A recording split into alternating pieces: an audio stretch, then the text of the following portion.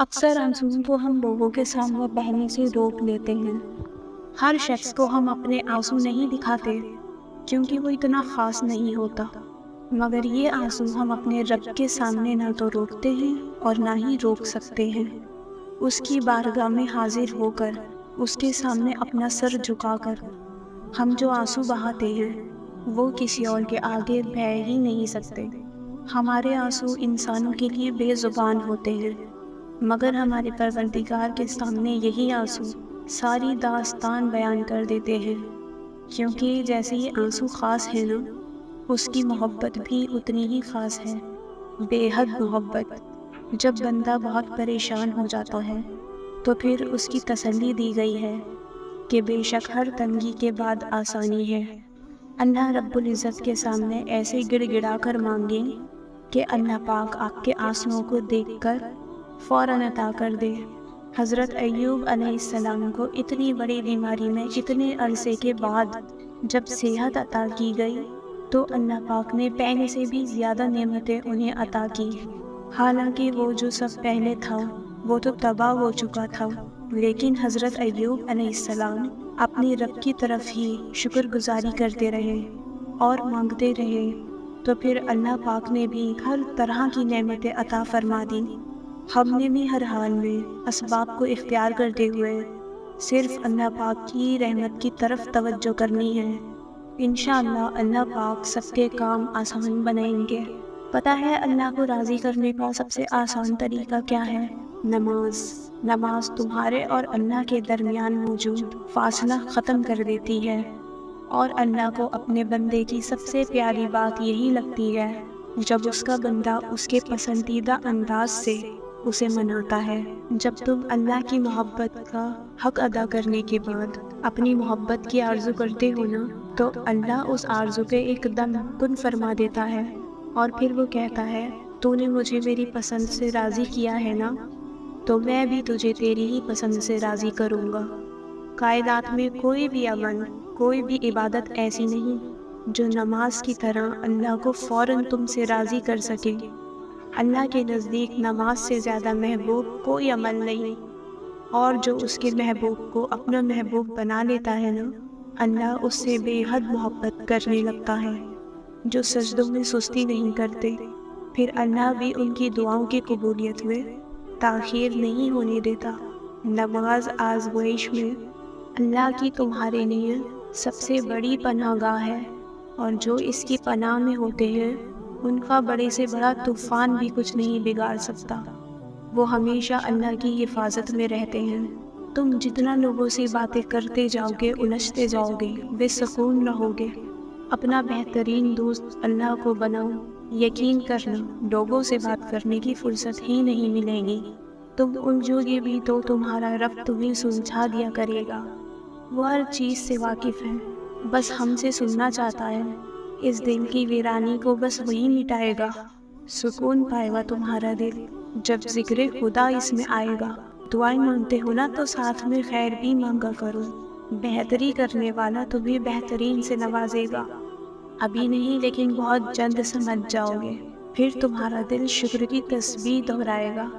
اللہ کو معصومیت پسند ہے، ایسی معصومیت کہ نیکی کرے تو اسے اللہ کا احسان سمجھے، ایسی معصومیت کہ اگر گناہ کر لے تو فوراً توبہ کی طرف متوجہ ہو جائے، اللہ سے معافی مانگے، جیسی بھی ٹوٹی پھوٹی، اچھی بری، پکی سچی، بس معافی مانگے، مانگتا رہے، گناہوں سے بچنے کی کوشش میں لگا رہے۔ اللہ کو گناہوں کی نشاندہی پسند ہے کہ بندہ اپنے گناہوں پر نظر رکھے۔ اللہ کو وہ دل پسند ہے جو اس کی محبت سے لبریز رہتا ہے۔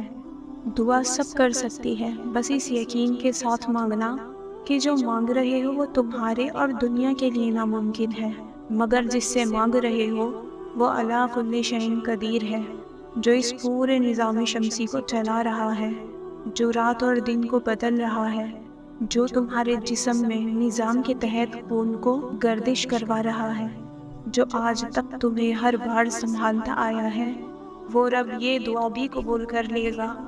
اس سے تو جب بھی مانگو، جیسے بھی مانگو، وہ سنتا ہے، بس یقین کو کامل کر کے مانگو۔ وہ ممکن کرنا اس رب کے لیے مشکل نہیں تم دیکھنا تمہیں خود نظر آئیں گی تمہاری دعائیں قبول ہوتی ہوئی۔ اللہ تعالیٰ چاہتا ہے کہ ہم اسے یاد کریں، ہم اس سے محبت کریں، ہم اسے بار بار بلائیں، اس کے پاس جائیں۔ مگر مسئلہ پتہ ہے کیا ہے؟ ہم انسان اس کے پاس جاتے ہی تب ہیں جب دنیا ہمیں توڑ چکی ہوتی ہے، جب ہمارے اوپر کوئی مشکل آتی ہے۔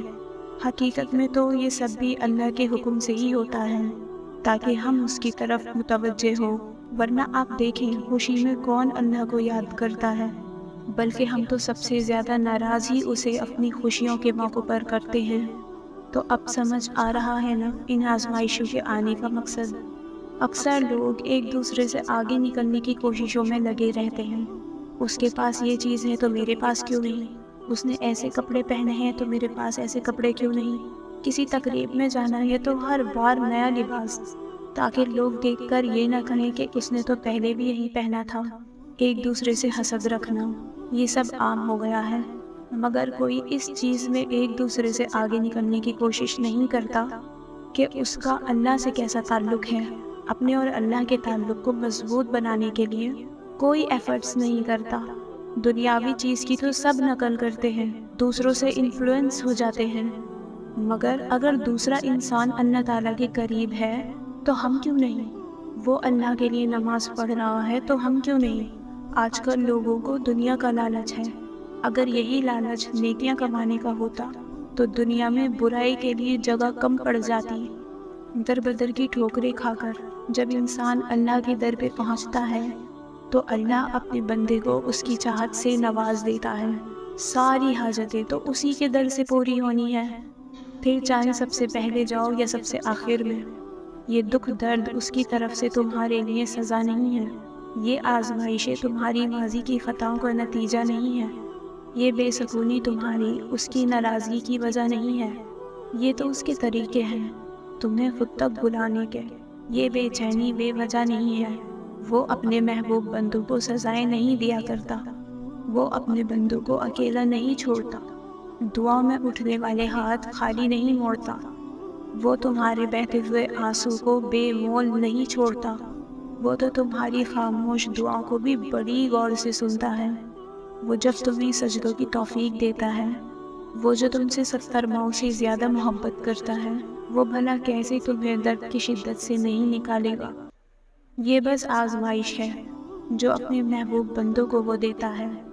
اس کٹھن وقت میں تمہارا صبر تمہیں اپنے رب سے ملا دیتا ہے۔ جب سلے کا وقت آتا ہے نا تو وہ اپنی رحمت کے سارے دروازے کھول دیتا ہے۔ جب کن فرمایا جاتا ہے تو آسمانوں کے فیصلے تمہاری رضا کے مطابق لکھ دیے جاتے ہیں، پھر وہ بھی حاصل ہو جاتا ہے جو کبھی لا حاصل رہا ہو۔ پھر وہ نوازتا ایسا ہے کہ ہر ناممکن ممکن کا روپ ڈھال لیتا ہے، اور پھر جب وہ تمہاری دعاؤں پر راضی ہو جاتا ہے تو پھر وہ یہ نہیں دیکھتا کہ دنیا اس چیز پر مطمئن ہے یا نہیں، اور نہ اس کو اس بات سے کوئی فرق پڑتا کہ اس دعا کی قبولیت میں کتنی رکاوٹیں ہیں۔ وہ جب ارادہ باندھ لیتا ہے تو ناممکن کی ساری گرہیں اپنے آپ کھل جاتی ہیں۔